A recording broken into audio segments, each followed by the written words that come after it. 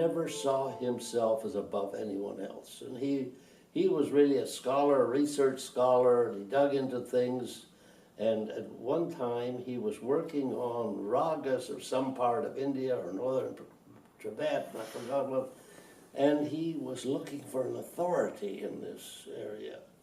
And so he sent out letters to his colleagues asking if they could possibly find someone who knew this area and he could be able to rely on them, discuss this with them. And for months he didn't hear anything. And finally, one day, a colleague phoned him and said, Walter, I have heard from this professor so-and-so, and he says he knows who, and that there's an authority in this, and he told me the name of the authority, and Walter asked who was it, and the guy said Walter Kaufmann. So, you know, this is the kind of story you get about Walter. But I always remember a story when I was going on a plane trip to Pittsburgh, and I was going to lecture to a group of executives, and there was this very well-known composer at Michigan State, H. Owen Reed, and he had made, his composition had been played by symphony orchestras around the world. And he spotted me, and he knew that I'd been president of the Lansing Symphony. He knew Walter, he knew the rest of Joyce's family, and all musicians. And so he said, where are you going? I said, Pittsburgh. And he said, so am I, let's sit together. He said, I got something I want to show you. And I wondered, what could it be? So anyway, we sat together, and he pulled out his briefcase when the plane was in the air, and he said, here I've been commissioned by, I believe it was the Pittsburgh Symphony, if I recall correctly, to write a piece which is being premiered this evening. And he said that he was going there for the premiere of this piece, and he said, I want to show it to you because the markings on this are so unusual. Well, of course, I can't read music. And he started in this, and he was having such a good time explaining all of this to me, and I didn't have the heart to tell him that I can't read music, and I let him have his fun. And when he got off the plane, I rushed to the bank of phones in the airport, and I phoned Walter, and I said, well, I explained the whole situation to him, and said to him, Walter, what should I have done? I said, should I have told him at the outset that I can't read music, or should I just let him carry on? And Walter looked into the phone and he said, Bill, my dear, what difference does it make anyway? He says, all musicians are crazy. So there it was, and that was Walter. He never took himself very seriously, above anybody else. If you can't read music, you can't read music. You know, that's it. So let's go on from here.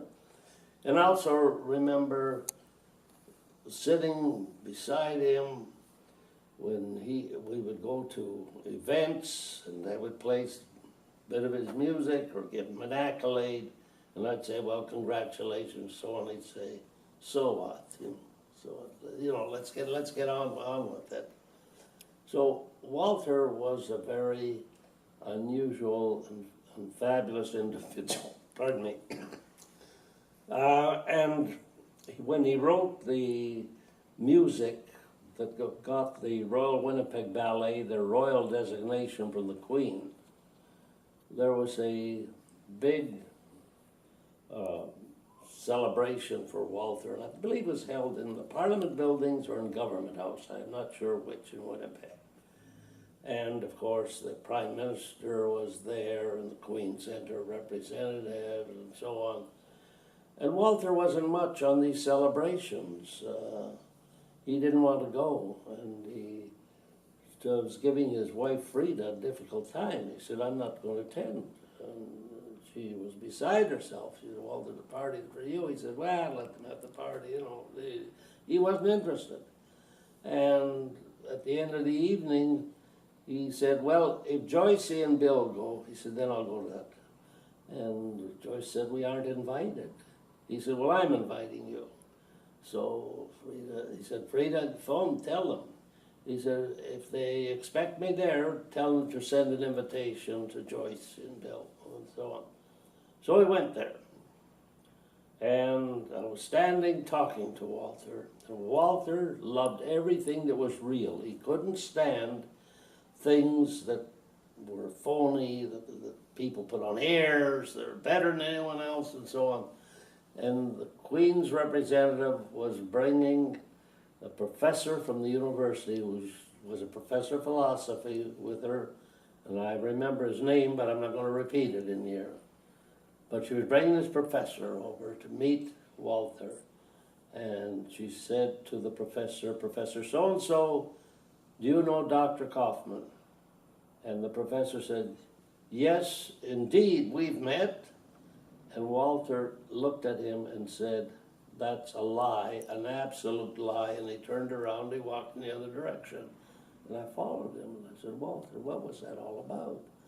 He said, well, that man went to Oxford for 6 weeks, and he came back with the funniest Oxford accent I've ever seen.